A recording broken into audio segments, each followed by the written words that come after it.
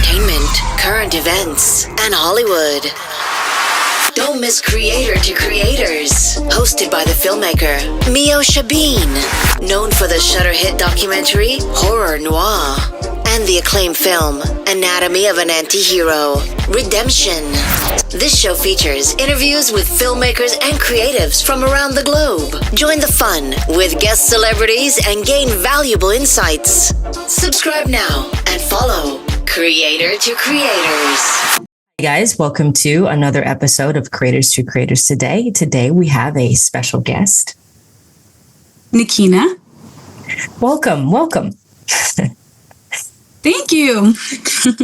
Absolutely. So I love going back to the beginning. I always say the beginning charts our trajectory in life, our little habits we pick up along the way, follow us into our adulthood. So tell me a little bit about your childhood. What was that like? And when did you, fall in love with music? My childhood was very simple. Well, I grew up in Jamaica, so I lived on a farm. I had no technology. I had a bunch of animals around me. I was just submerged in nature. That was just my life. I would go to what we would call, when I was growing up, the bush. And so we would pick mangoes, avocados, we would climb the trees. And that was our playground, our yard, and just the bushes. We'll just go there and just find fruits and just make fun toys from lemon and juice boxes and pull it around. That would be our little trucks and stuff. So I didn't grow up, with a lot. My early childhood days was just, being very creative in how I had fun with my cousins.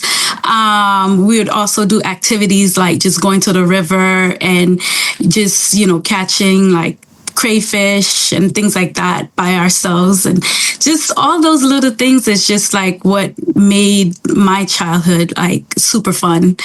And I think that's the root of who I am. Nice. I love that. Yeah. When for me, and I find that that's really, really cool. When I went to film school and I fell in love with movies and all of that. But it was when I went to the library one summer and I rented the Alfred Hitchcock Presents series, and I was just I want to be a filmmaker. That's what I want to do. When did you have that kind of moment for yourself, with music? Was it a particular song? Was it, I don't know, someone that inspired you to get into music? And you just kind of was yeah, I want to do this for the rest of my life. I had a moment like that when I was a child. I had a moment when, because like I said, I grew up in the country.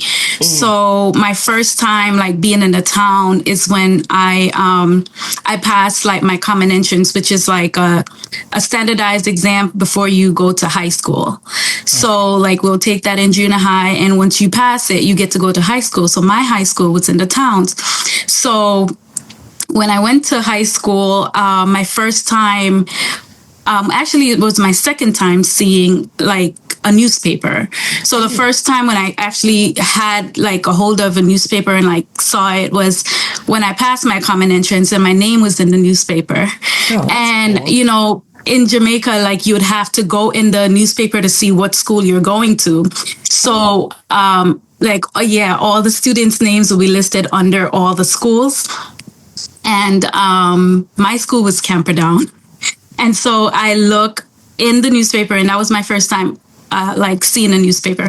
So once I started going to high school that September, I saw the newspaper again. And when I they handed it out in class, I had a drama class or something. And so they were giving out the newspapers, and I looked in the newspaper, and it was a picture of Aaliyah. And it was a picture of Aaliyah, one of her songs, and her lyrics on the other side, and she was just this big, nice, beautiful picture, and I'm oh wow, she's a singer, and who is she? And I remember hearing the song for the first time, and I'm I want to be like that. So that was my first moment in my childhood. in my adulthood, the other moment was at work. I work as a nurse, and I was at the hospital giving care to a patient, and the family member came in, and I was introducing myself and kind of like going over what's the plan of care for the day, etc. And the lady said, do you sing? And I said, no. And she's like, you have a singing voice. And I was like, really? And at that time I had written my first song, Water, but I hadn't produced it. I hadn't recorded it yet. So the lady told me, she's like, oh, you should sing. You should record your, she didn't know I was writing, and I had a song to produce. But, so she said, you should really like get into singing. And so that was that moment when she said that, and I thought about it, and I'm like, listen, I have a song at home. Why don't I just go to the studio? So I came home, and the next day I called my sister up, and I'm like, what's that studio again? And I went there, and the rest is history. So I guess those two moments were the defining moments where someone actually kind of like saw it in me, and I kind of connected to that because I knew over the years it had been something that I thought about growing up. Yeah. That's beautiful. I love that. That is so cool. And I love that you had a song to produce and you're like, well, it's now or never kind of thing. Yeah, it was that thing. And it was funny because it was right before COVID, or just as COVID was happening. Oh, wow. Yeah, so it was like that time where people were like, we were spending a lot of time, but I worked a lot during COVID, but I just kind of was at that time was more like reflective, like, what do you want to do with your life? Like, what do you have any skills? Like, and I'd always been writing songs over the years and just recording them and keeping them on my iPads, my iPods, and just not doing anything with them. But that moment kind of really nudged me, like, and I listened to it. Yeah, that's so beautiful. I love those moments in life, like those like aha moments, like, all right, we're gonna do it. Like, even if we don't know how to go about it, we'll figure it out along the way. So right. That's amazing. I love to get into your song Surprise and Hold Me from your upcoming album This Is Me. Tell me a little bit about just the process and where this, came from and like what inspired it all. So it was inspired by, so the project is called This Is Me. And when I first started making music, it was challenging for me because I didn't know what I wanted to sound like. It took me some time to get used to my voice. And then like once you start doing music or being a creative and like showing the world, this is my song, this is what I do. It kind of just opened us up like this whole can of worm. Like I'm now like thinking about, well, what do I want to sound like? And I'm looking at other people and I'm thinking, well, they sound nice. And, so it's just, you just kind of go down that road of self-discovery. And I'm like, well, I thought I knew myself, but now this is kind of like, it's a whole different ball game because this is not just me singing in the shower and singing for my friends and my family. This is me now singing for the world. And now that I am doing this, I'm thinking about it more. I'm thinking about my voice more. I'm thinking about my songs more, my lyrics, everything more. And, you would hear comments from people like, oh, maybe you should sing a song like this or sing like that person or this person. And, or these person are singing these type of songs and they're making it. And, and I had to sit back and I was like, wait, these songs are coming from my heart. Like I dream about them. They come to me while I'm doing dishes, while I'm doing laundry, while I'm cleaning my house. This is where these songs are coming from. These songs are me. So this is why, and these songs are me. I'm not sitting down creating these melodies. They're just coming to me. Like as I'm doing chores, as I'm driving to work, they're coming to me. So I decided to call the album This Is Me, because it's just everything. It's my inspiration. It's just whatever is flowing through me. It's just all me. So I decided to name my album that, and be proud of just who I am, the sounds that I create, and my journey, and who I am as an individual, and just being proud of me. That's awesome. I love that. You mentioned that you record yourself twice, like once at home and then once in the professional studio. How does that dual process help shape the final sound of your songs? So I love recording at home first, because that way I get to play around. I'm more free when I'm at home. I get to play around with my melodies. I get to structure the song my way without the pressure of being in a studio, because studio time costs money. And as an independent artist, you gotta be careful with just being in there too long. So, so at home, I can my studio is in my bedroom. So I could be laying down and just kind of like dreaming something and wake up and just hum it in my phone and just roll over and just like, jot it down, not jot, but like record it right there. And then when I wake up, I can kind of like make sure it sounds good and everything like that. But I do have the freedom to create whatever and however I want, for as long as I want at home. And then clean it up once I'm done at home, get my harmonies, my everything in place, so that when I go to the studio, I spend less time. I already know the structure of my songs. I already know where all my ad-libs are, all my harmony, and it's just to go lay it down. And I do leave room for improvisation at the studio. I do kind of like make up some stuff while I'm there as well. But it's just like I'm not doing that for 6 hours, or it's definitely less time at the studio. It saves me a lot of time at the studio. And there are times when I create at home and I really want to get the song out, but I'm missing a bridge, but I'm like, I've been sitting on this song, I want to get it out. I have to go to the studio. So if I don't have the last line, I will go to the studio anyway. I would have like 95% of the song done. I'll go to the studio. I just trust the process, and more than likely it'll come to me, and which usually is what happens. I will get that line while I'm in the studio playing around. Nice. And things like that. Do you also like, I'm super like involved in the whole thing when I create something, even though I'm like, say I'm shooting or something like that, a movie, I'm in there when they're doing the soundtracks. I'm like super, I'm everywhere, all the jobs. Are you like that when it comes to producing your music? Are you like, okay, I have this sound and I want to just hear what you guys come up with?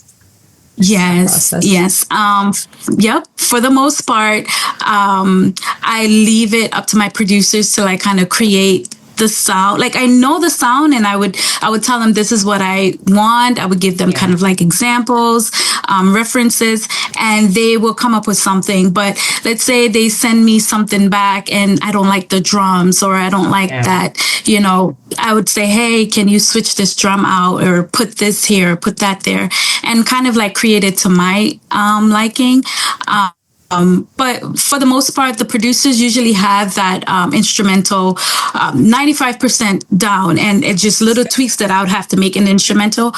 But when it comes to my vocals and the structure, I'm all in. I'm like, I want this here, I want that there. I take this out, put this here. I'm all in the creative process. Like I'm very, very hands-on in the production of my songs, in the production of my music videos. I go through everything with a fine-tooth comb, and I make sure everything is exactly how I envision it to be. That's awesome. That's cool. I love that you're super involved. Like I know there's some artists that are just like, I'm just gonna sing, and you guys handle the rest. The rest. But I love that. I love that because I feel like it's if it's you, you wanna be, put yourself in all of it. You want to immerse yourself in all of the things. Yes. Crazily. Yes. So, and I do awesome. that. Yep. Yep. That's cool. You mentioned, a full circle moment while printing your own lyrics. Can you share more about what that moment meant to you personally? Ooh. It was, so I love going to the libraries. I still do to this day. It's such a peaceful place for me. And when I moved to the US, I was like 12, 13. And on the weekends, I would just go to the library just to read like little teenage romance novels. And also, that's why I write so many love songs. I love it. I used to read all those books with the boy and the girl on the front and the pink books in the aisle. Like I would just go there and pick them all up and read them. And I also used to go and print out lyrics of like all the artists that I liked at the time. So, just a 12-year-old girl in America, like just being exposed to different sounds and types of music. So I fell in love with like Britney Spears, Christina Aguilera, and Brandy, and those people, Aaliyah, of course. And I just started printing out all their lyrics every Saturday. I will go to the library, and back then you'd have to wait on a line to get a computer. So I'd wait in the line. You get 30 minutes at the computer, and I would research all the songs that I like, and I would print them all out and take them home with me. Wow. And read them and stuff them in my book bag. So I would stuff them in my book bag. It's a funny story with me stuffing them in my book bag because one time my book bag was enclosed and I was crossing the street and they all just like, oh no, flew out. And I was just like, oh my God, like picking up all my lyrics. And so recently, when I was writing, I have this new thing that I like to now print out my lyrics. Like I write them on my phone. Usually I write them with my, with pen and paper when I want to be more creative and like kind of just like a rough draft and get things out. Yeah. And then I'll save them on my phone. But then recently I decided, hey, why don't you just print them out? And you can edit them, you can have them in your hand. It's something about having them in my hand and I can look through them like a paper, like that's I'm cool. Grading a paper or something. And I'll go through them and how does it look? Does it look good? Does it, how are the words like, connecting with you as you're looking and holding it? So I did that and and when I printed them, I just had that moment. I was just like, oh my gosh, I'm holding my own lyrics. And so beautiful. That was surreal. It was just like, I never thought that would be something, I always envisioned it, but it just came to pass without me even thinking about it. Yeah. That's really cool. That's awesome. Holding your lyrics. Yeah. That's beautiful. Yeah, holding my lyrics. Love is a central part to your music, which I love. And how has your understanding of love changed over time? And how does that show up in your songs? Oh man. My understanding of love has changed over time, like drastically. I was someone that was more strict in love and I didn't really understand it initially. And I was more strict and I wanted to kind of control love. And as I write more about love and like, study the people around me, that I realized that love is freedom. Like it should be free. It shouldn't be so held tight and constrained, and it should be something expressed freely, and it shouldn't have any boundaries, and it shouldn't, I love that. That part.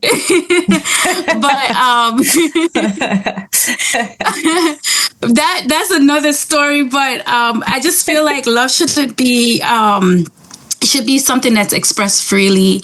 It shouldn't be something that you say, well, I'll love you if you love me. It's just if you love someone, you just love them without reason, just because. Yeah. So I struggled initially with writing about love because I wanted it to be perfect. And I've come to understand that love isn't perfect. I wanted the person to hold my hands and do this and do that. And over time, I realized that love has its ups and downs, but it doesn't make it any less love, you know? Love is how you, not just how you show up for people or how you are in like a romantic relationship, but it's how you are with yourself. Ooh. And so I started focusing more on loving me. And I find that once I focus more on loving myself, and it doesn't have to be in any materialistic way, just the simplest way, like, what do you like to eat? Or what is this that you're eating? Is this good for you? Is this not good for you? Like, what is this that you're listening to or talking? Who is this that you're talking to?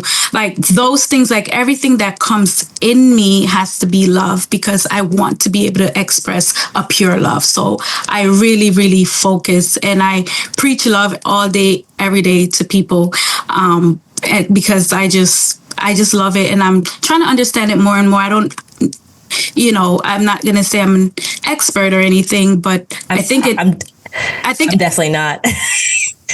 Yes, right?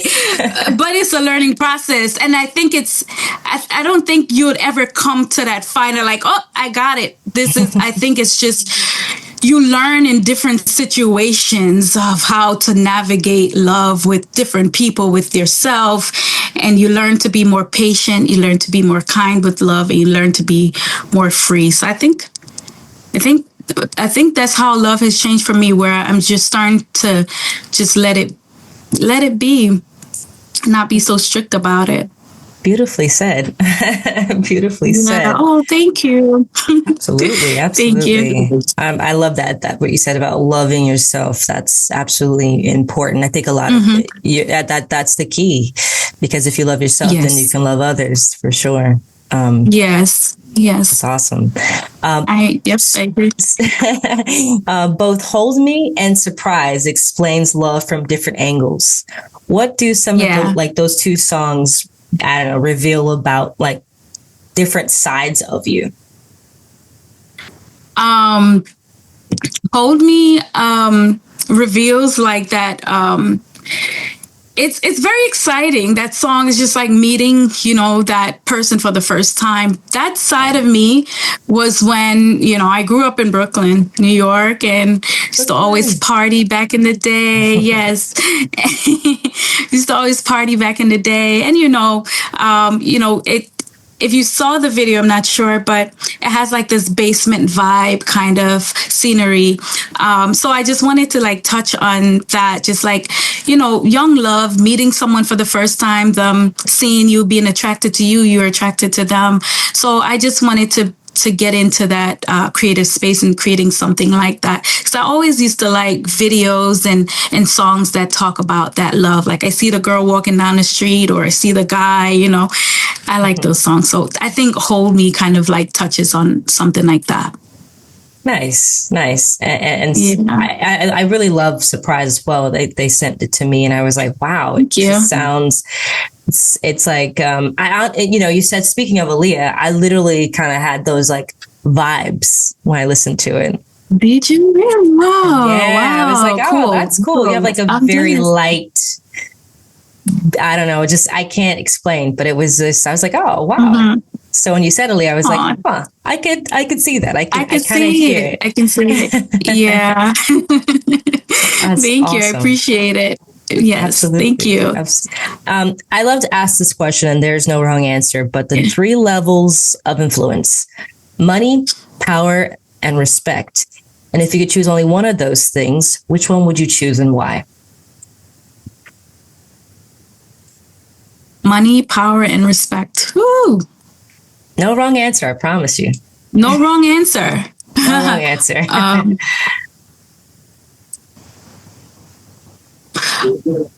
All right.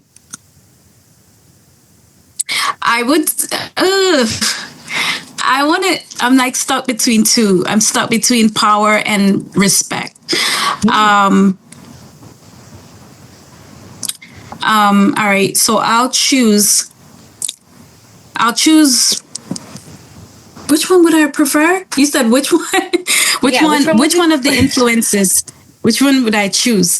I would choose respect. Okay. I'll choose respect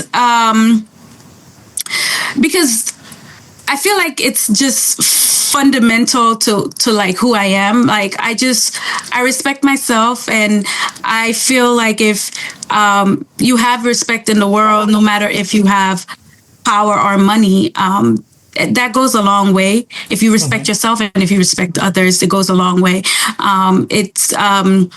And with respect, you can also have power. You know, I feel like being respectful and having respect in yourself is in itself power, because I feel like people think, oh, I can just carry myself anyhow, or I can do anything to people and that will make me look strong and mighty. But no, it's when you actually meet people at their level, humble yourself and have respect for people and have respect for yourself is where true power comes through. I think that's powerful to have respect and be respected and respect other people. So I'll choose respect, because even then, you know, with respect, then you can become wealthy, you know, you can have money. But I think I wish a lot of more people would have respect, and because that's powerful, because that can change a generation. It can change how people think. It can change how people move around you, how you influence people and how people are attracted to you. So I think so. I love that. Great answer. Yeah.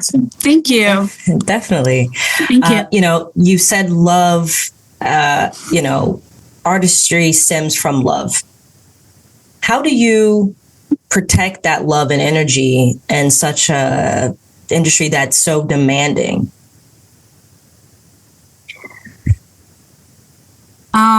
I try to do a lot of meditation. I do a lot of praying. I try not to indulge in things that are not concerning my craft, and I try not to get consumed by things that will interfere with my craft and interfere with my being, my perception of myself, and my perception of other people. So by doing that, I kind of protect me, my being, me as a person. And when I'm protected, I feel free to create. I don't have to feel like I have to prove myself or I have to be this kind of way, because I am who I am and I'm comfortable in who I am. And so I stay grounded in my philosophies on life. I stay grounded in my faith. I stay grounded in just meditation and just trying to improve myself day by day, just for me. That's beautiful. I love that. Yeah. What do you want people to take away, you know, listeners to take away? What message do you want them to, once they listen to this, your music, what do you want that message to be? I want the message to be, just go for it. And also be true to who you are. I know this word is used a lot lately on social media, but like, be authentic. Because when I created this album, it was me first getting to that place of acceptance with my work, and just being authentic with my sound and my music. So be okay with who you are, where you are in life. If you're a person that loves, that's okay. That's cool. Create from that space. Whatever it is that you want to do, whatever it is that you like to do, whatever it is that moves you as a person in your heart, I want my listeners to take away that it's okay to do that. Because I think sometimes, like, I really, my whole goal as an artist is really to speak to the younger people coming up. And I just want them to understand that you can do what you do, and you can do it in a way that can inspire other people. So if I write a song about love and it touches someone else, or it heals a relationship, or it reminds somebody to do something, or to show up differently, then my goal accomplished. So I want listeners to take away, to be themselves, to stay true to who they are, and just enjoy life. Just enjoy life, enjoy music.